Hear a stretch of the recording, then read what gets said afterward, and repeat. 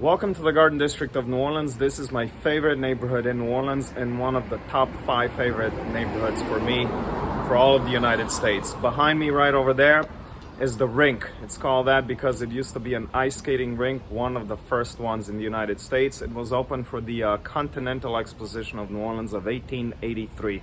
It was state-of-the-art at the time. It was it just showed our engineering prowess for those in those days. Anyway, I'm going to start walking this way. Want to let you know that I am a tour guide in New Orleans, and this neighborhood here is one of the ones where I do tours. I do 11 different tours in New Orleans, and this is my favorite tour as well. Really beautiful neighborhood. The neighborhood was started as a separate city. It was called Carrollton/Jefferson. People know it by both those names in those days. It started in 1821, so for New Orleans standards, pretty new. The whole city of New Orleans started in just the French Quarter in 1718. So this neighborhood is about 100 years, a little over 100 years newer than the old French Quarter. Right over here, we have the cornstalk fence, and really beautiful fence, very intricate. And there's a whole story here, and I have a different video about that. And right behind me, the cornstalk fence house. It's called the Short Villa. Beautiful house. See it over there. Beautiful house. George Clooney put a big offer on the house about 2010, 2011, and he decided to purchase a big villa on Lake Como instead. At the last minute, he changed his mind. We're continuing to walk on Prytania Street here.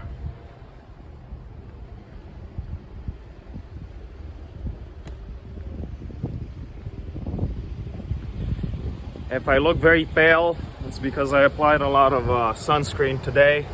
It's a very sunny day, and we're in the south in New Orleans in June. I don't want to get burned. I tend to get burned. Anyway, I'm not a vampire, even though I am from Transylvania originally. The reason I'm this pale is because of sunscreen.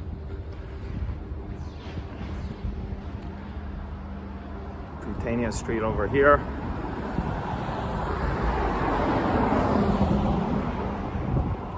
Stately mansions all over this neighborhood. Most of the houses in this neighborhood have at least 6-7 bedrooms. Some of them close to 15. Over there, beautiful house in what is called neo-Gothic style. You see, you recognize it by the pointy top of the windows. Very typical for places like Venice, Italy. Not so much here in New Orleans, but beautiful house nonetheless. And those trees, the very large trees there, live oak trees. Big beautiful mansion here as well. There's a Ukrainian flag along with the American flag somewhere that I just passed. I don't know if it's visible on the video, probably not, but anyway.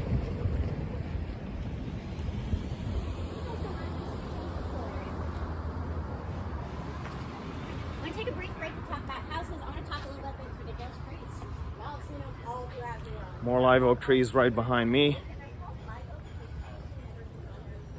And this house here with wrought iron balcony. It's under slight renovation. This used to be one of the 6 houses that Anne Rice used to have here in New Orleans. For anyone who doesn't know, Anne Rice was the author of Interview with the Vampire, the novel that was turned into a movie later on. Hey, how you doing? Good. This over here, all this, the original owner of this house was a guy named Right behind me, another house with wrought iron balconies and galleries. And some of my favorite trees right over there behind me. Those are crepe myrtles. They blossom really late in summer, about August. Very unusual for a tree. These ones happen to blossom into pink flowers, and the owners of the house decided let's just paint our house pink to make it match the flowers of our trees. Now, so far I've showed you houses that have wrought iron balconies like this fence over here. This is not the most typical architecture for the Garden District. You see it more in the French Quarter. Most typical architecture here, the majority of the houses here have what is called Greek Revival architecture or neoclassical. You see it right behind me. This is the Women's Opera Guild House. Women come here, rehearse for the opera, raise money for the opera, have all kinds of events relating to the opera. It was built by William Ferret in the 1840s. He is the foremost architect of New Orleans. Very, very tragic story for him. I might tell you that story a little bit later in front of another house that he had built. But Greek Revival architecture right over there. And you recognize it by the Greek columns. It was a way to show pride and some kind of an emotional and I guess just emotional connection to the old glories of the past, ancient Rome and ancient Greece. It was a way for wealthy Americans in the 1830s, 1840s, 1850s to show that they were trained in classicism. Same architecture right over there. You see more columns there and slightly simpler columns over there. And they're not rounded, they're square. We nicknamed this, jokingly here in New Orleans, we nicknamed this Cajun Greek Revival because Cajuns like to, Cajuns in the swamp, 20, 30, 40 miles outside the city. They like to build a lot of their houses with square columns like this house right over there. There is no such thing as Cajun Greeks or Cajun Greek culture necessarily, but we just joke around and just stupid joke. That's our attempt at humor here in New Orleans. Sometimes it doesn't quite land. Right over here coming up will be the French consulate. You recognize the French flag over there and the European Union flag. It's a place that represents French people and French interests and French companies here in the South. It covers Louisiana, probably half of Texas, Alabama, Mississippi, and probably Arkansas. Beautiful house there as well. We're continuing to walk on Prytania Street. I'm going to veer off at one point. I want to show you a couple more things on Prytania.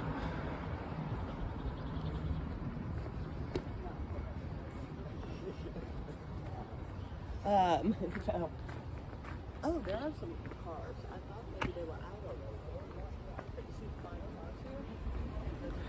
Over here coming up, the oldest house still standing in this neighborhood. It's been built. It was built in 1821. And try to show you here right behind me.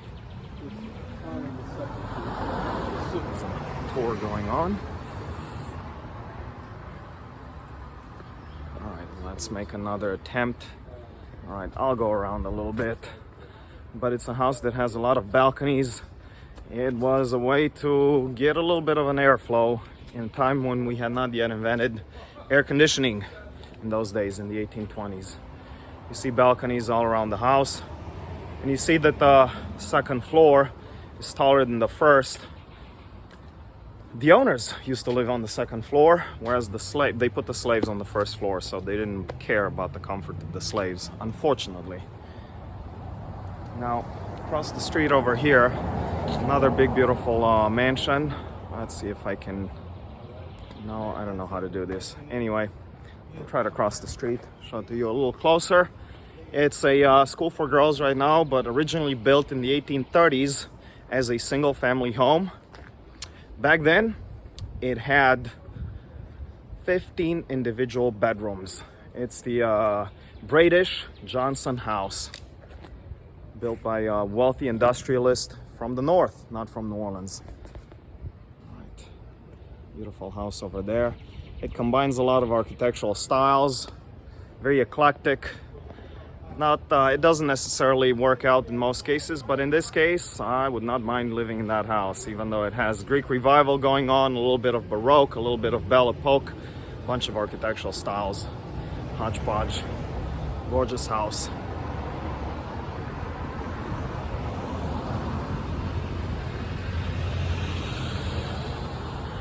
All right, I'm gonna try to cross the street over and get actually deeper into the residential neighborhood.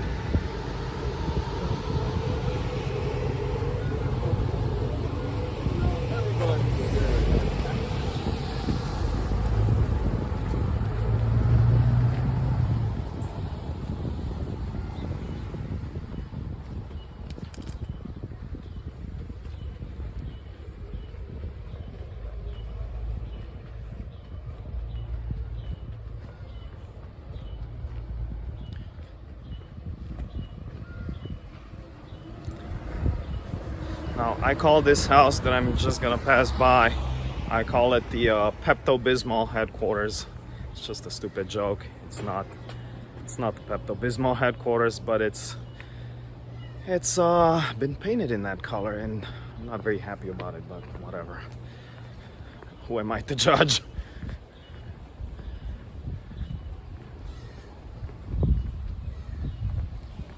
All right, this house over here under renovation. This is an important house for football fans. This is the Manning house. It belongs to the Manning family. Peyton, Eli, and Cooper Manning grew up in this house, and it still belongs in the family to this day. It was somewhat damaged in Hurricane Ida in September of 2021. So they're still fixing it up a little bit. Archie Manning still lives in that house, by the way, the dad. He was a big football player for the Saints. This house over here, one of my favorites. It has over there, yes, over there, it has a double solarium, double sunroom on both floors. I would love to write novels and just relax, chill out in that sunroom over there. See how green the city is. We're in May. A lot of the trees, a lot of the vegetation is in blossom right now. All right. Again, Archie Manning's house right over there behind me. Huge columns here, a little gaudy for my own preference, but hey, I would not mind owning that house either. Over here, magnolia tree. I don't know if you can see the flowers. They're in blossom right now, some of them. Anyway, the magnolia flower is the official flower of the state of Louisiana and Mississippi, 2 states. Another magnolia tree right over there. You can probably see some of the flowers blooming right now. All right, turning off again into Coliseum Street, continuing to walk, and I want to show you next a single family home that used to be a Presbyterian church. Now, this neighborhood here, the Garden District, still to this day is rather Protestant as opposed to the Catholic majority for the rest of New Orleans. New Orleans is heavily Catholic, not this neighborhood, not the Garden District. So this church, well, it's no longer a church, but when it was built, they wanted it very, very simple. They did not want it to look like a church. Those Calvinists wanted to keep their houses of worship very, very simple. It didn't have a steeple, didn't have crosses, didn't have anything. It's the house behind me, Presbyterian / Calvinist church back in the day.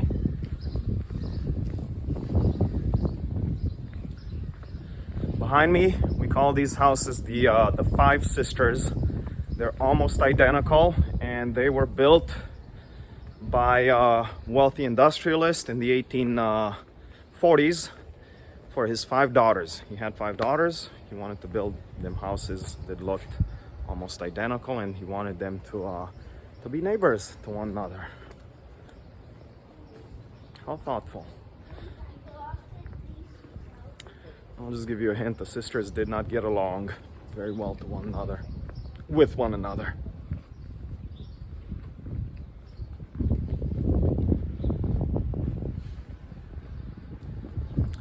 Coming up, I'll show you a house that was built entirely out of spite, anger, and frustration. And the story is that there were two wealthy importers here in New Orleans, and one of them, Stanton, had a big falling out with this guy here who built the house in New Orleans.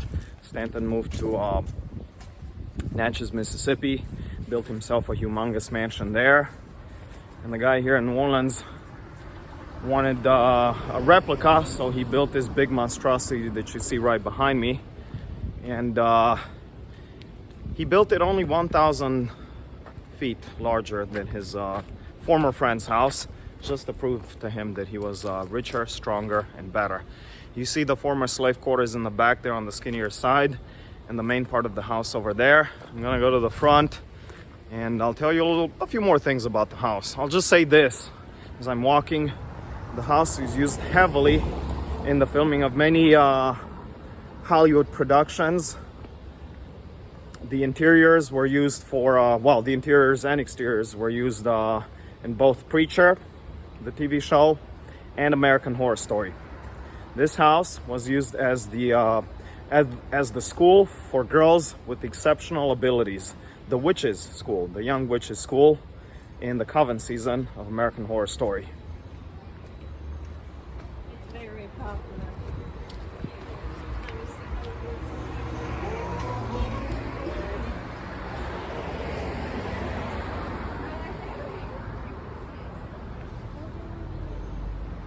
All right, I'll try to do it justice. I don't know, the house is just humongous. You see it over there behind me. The fans of American Horror Story will probably recognize it. You'll also probably recognize the spikes right over there behind me, where one of the young witches in one of the episodes gets impaled. She gets impaled. Now, spoiler alert, she survives because, well, she's a witch. All right, we'll cross the street, give you a better view, better angle, hopefully. Live oak trees again behind the house. Just a big, big, beautiful house. Some people say it's a little gaudy. I don't think it is. I've been inside.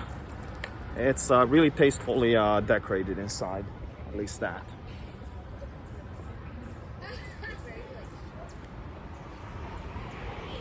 All right, I got to Jackson Street. I'm at the corner of Jackson and Coliseum.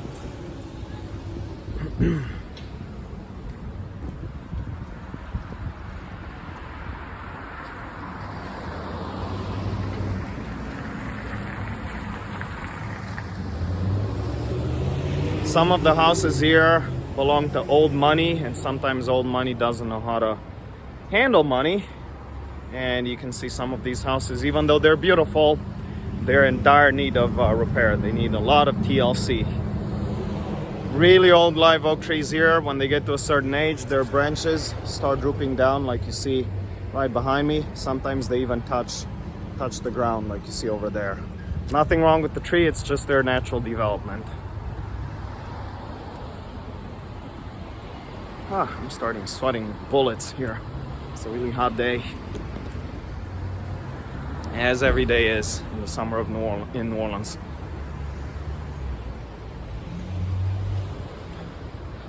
Right over here behind me, the smaller house obviously has the same color as the larger one. It belongs to the same family, and it's called a garçonnière home. Wealthy French people, or French Americans rather, and there weren't that many of them here in the Garden District. This was the American side of the town, but a few of them moved from the French Quarter. Wealthy French people who also had boys built those boys, usually built them a garçonnière home in the back. So when the boy got to a certain age, around I'd say 15, 16, the parents would kick him out of the main house into the smaller one over there to give him a little privacy so that the boy could be visited by his girlfriend in the middle of the night, just so that they could chew bubble gum together and discuss philosophy. That's all these boys wanted, I promise you. Really good ones. All right, continuing to walk on Jackson Avenue here. I'm gonna turn on Chestnut. We have a Episcopalian church over there behind me. That's technically just outside the Garden District, barely outside, on the other side of the street. But I'll show it to you anyway. A very ornate house here with the I'll show it to you a little closer. With the Baroque entrance. And this family has a lot of old Mercedes-Benz cars. I like that. I like the old Mercedes-Benz cars, not the new ones.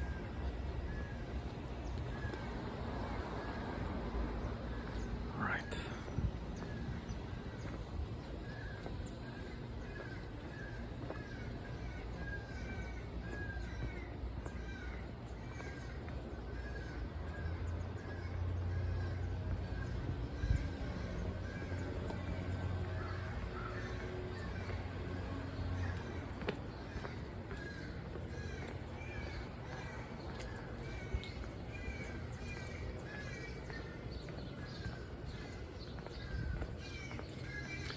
All right, this neighborhood doesn't have too many Victorian houses, but this is one of them right behind me. You see it's not Greek Revival. It doesn't have very imposing Greek style columns or Roman style columns, but it's ornate in other ways. It's more gingerbready, not a typical style for this neighborhood. Beautiful nonetheless. Give me that house, again, I would not mind at all.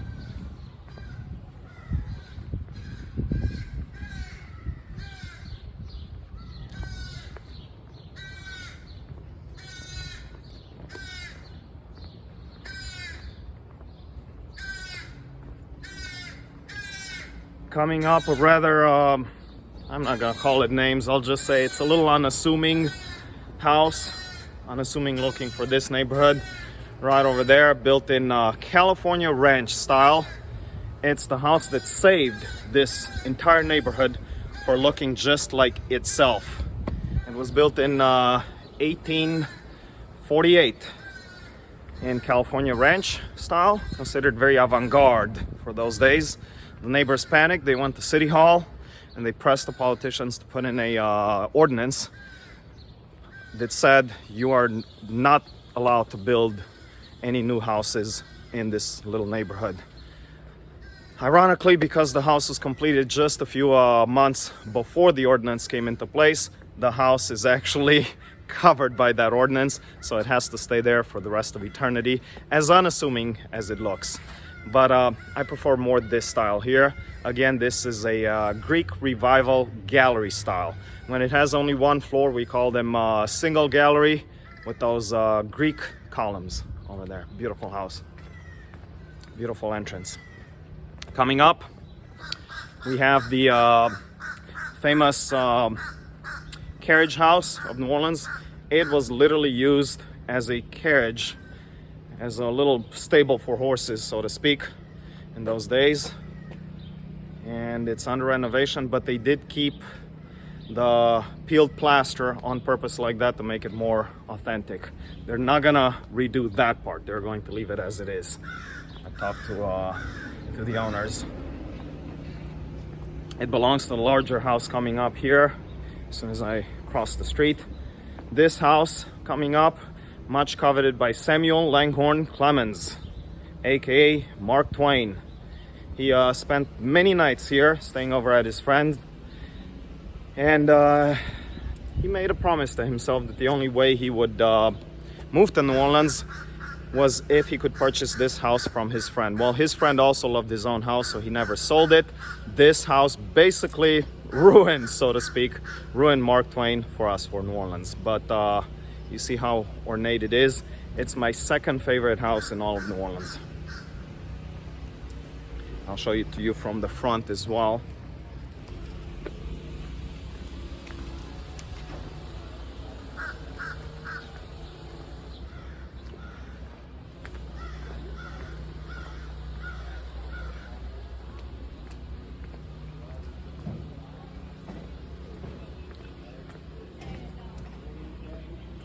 right. Let's see if maybe across the street we get a little better view. It's I'm assuming everything will look a little different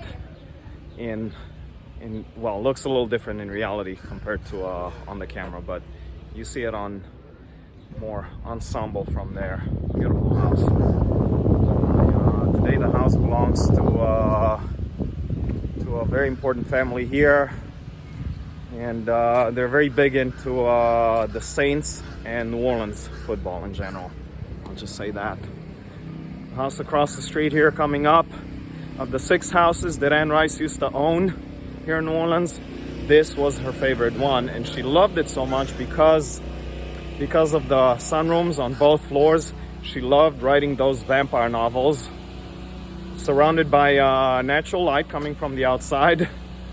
So how ironic, writing about vampires and the lack of light, and that house over there and those sunrooms over there.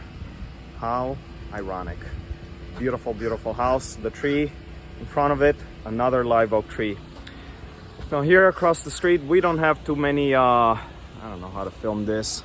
We don't have too many swimming pools, but this house has a beautiful one. A double gallery house here, and it's called double gallery because it has 2 floors, both of them with Greek columns. One of my favorite styles of architecture. Oh, by the way, the house that Mark Twain coveted so much, the one I showed you a couple of minutes ago. I'm going to turn my camera around once again. Over there, that house, those wrought iron balconies, that is called Moorish architecture, or Creole architecture we call it here, even though it's not technically Creole. We call it, well, it's called Moorish because the Moors brought it to Spain, to Andalusia and Extremadura, the southern provinces of Spain. And the Spaniards who came here in the 1760s to replace the French, or to take over from the French rather, to take the administration, they brought this Moroccan, this Moorish architecture from the south of Spain and from Morocco with them. But we localize everything, so we call it here Creole architecture. You recognize it by the wrought iron balconies. All right, more magnolia trees over here.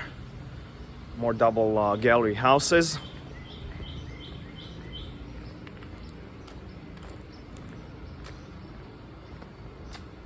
Coming up is the Ferguson house. Henry Ferguson built this house. The Ferguson family still owns it to this day. They're a really nice family today, but they're not super proud of their ancestor. He is known for that Supreme Court case called Plessy versus Ferguson, the house right behind me.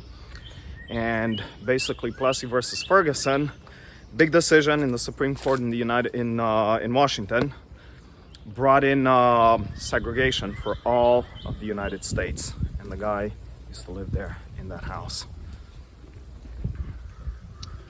Coming up, beautiful gazebo. It looks a little bit of TLC, but yeah, it could be brought back to its former glory right over there behind me.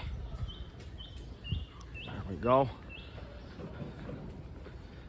So in the whole neighborhood of the Garden District, we have 3 Victorian style houses. I showed you one of them. This is the second one over here. You see it's different than most houses I showed you so far. I really like how the entrance is at an angle like that, kind of mysterious looking. Behind me, crepe myrtles. Some of them are in bloom. Most of them blossom in August. We're in June right now, so a little early this year, but anyway, really really hard bark on these trees, and very sinuous trunks. I really love that tree.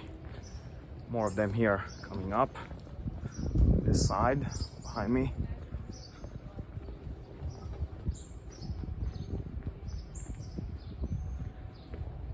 All right, The camera will not do it justice, but I want to show you all my favorite house in all of New Orleans. It's the house behind me over there. Let's see if I can walk back. All right, another double gallery, but really stately mansion, gorgeous gardens. And it used to belong to Trent Reznor, the lead guitarist and vocalist of 9 Inch Nails, the heavy metal, heavy electronica band. Today it belongs to John Goodman, the actor. Beautiful house and really nice person over there. Anyway, I don't want to disclose everything, so I'm not going to tell you what the address is.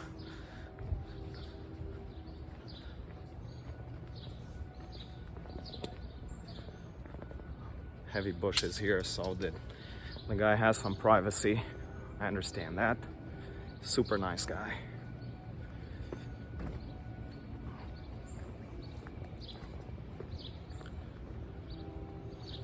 And the sun is burning me up. Oh man.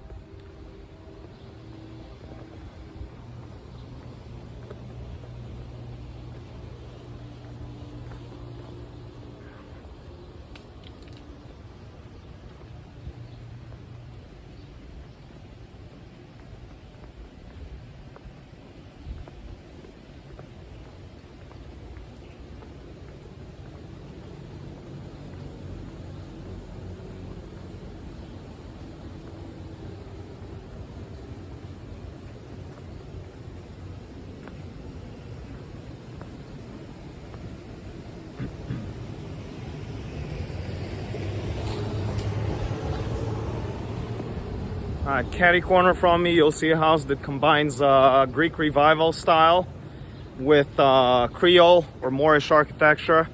You see over there, you see the Greek columns, and over there you see the Creole or Moorish wrought iron galleries. It usually doesn't work, but in this case, hey, I think it works seamlessly. Again, I would not mind living in that house at least a month. Double staircase over here. I have a separate story for this in another video, but the owner built a double staircase basically because of sexy, let's say even pornographic ankles. At the peak of the Victorian age, in a straight-laced neighborhood like this, it was considered very scandalous for a gentleman to see a lady's ankles. So he built one staircase for men, the other one for women. So he would not be tempted to look at any of these sexy ankles. How times have changed since then. All right, this house over here, another Victorian house, the third one of only 3 in the whole neighborhood. Let's see, over there, yes. All right, so that house belongs to actress Sandra Bullock. She doesn't live in it. She uses it as a vacation home. She comes here maybe 5 times a year, I've heard. But beautiful house. Looks a little ghostly in my opinion. Also in Sandra's opinion, I hear, I don't know how true it is, but I hear that she's kind of afraid of the house. She thinks the house is haunted. Whether one believes in ghosts or not, it's up to you all, but that's what I've been hearing, that she's afraid of the house a little bit.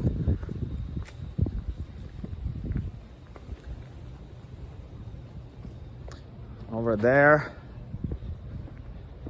a stepping stone for ladies back in the olden days to get onto their carriages or stagecoaches. You see these all over the neighborhood. I only showed you one. I'll show you a second one here. Here's, I don't know if I can catch it on the video. There, the second one. This house over here behind me, it was used heavily in the filming of The Curious Case of Benjamin Button with Brad Pitt, where his character ages in reverse. And I'll walk back actually a little bit. That front porch over there, that's where Brad Pitt's character was rocking in his armchair. Not only that, they kept the armchair there. It's one of the 2 armchairs that you see right over there. They kept the prop. And the 5 houses behind me, more identical houses. These were built by William Ferret. Very tragic turn of events. The guy built them a little bit before the Civil War. He thought he'd make a lot of, or he'd save a lot of money, rather, if he built the same house 5 times over in a row. Pretty much the first tract development in the United States. Well, people hated cookie cutter homes back then. They do now, at least I do. But at least these are only 5, not 5,000, and they're beautiful. But people couldn't tolerate this back then, so he was only able to sell 2 of the 5 houses. Even those 2 he sold at cost. The guy went bankrupt and committed suicide. Hence, to this day, we call this block here Ferret's Folly Row or Ferret's Stupidity Row. You could say the guy was not entirely wrong in his business vision, just maybe about 120, 130 years ahead of his time. Just a little too forward-looking, let's say. But they're beautiful houses nonetheless. It's just that they're identical. People just simply didn't like this back then. 1840s, 1850s when he built them. Took him about a decade and a half to do it, and then went bust. Over here behind me, really great restaurant, Commander's Palace, rated one of the best in town for the last few years. All right, they're washing something or pressure washing or something. It's a lot of noise, so I'm gonna try to cross the street, go to the cemetery, go to the gate.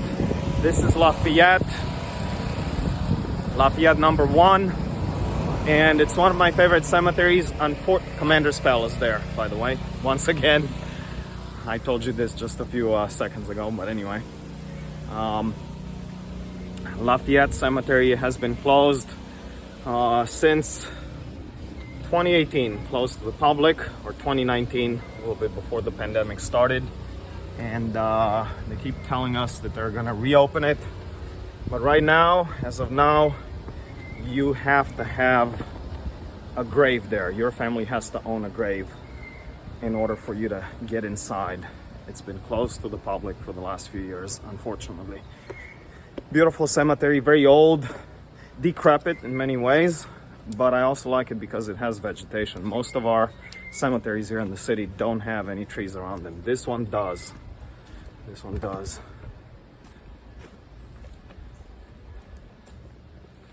And you can see all of them, or almost all of them, are above ground graves.